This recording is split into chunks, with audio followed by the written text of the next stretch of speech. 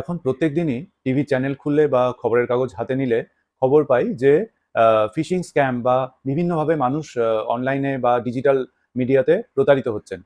এটা বলার আগে একটা শব্দ ব্যবহার করা উচিত যে এটা ডিজিটাল ইন্ডিয়া।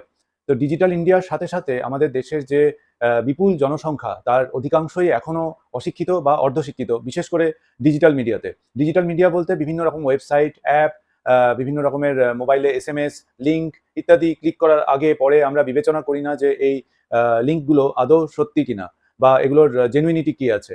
অনেক সময় ফোন করে আমাদেরকে বলা হয় এই বাটনটা টিপুন, 1 বা 2 টিপুন, আমরা সহজ বিশ্বাসে ওটা টিপেও ফেলি।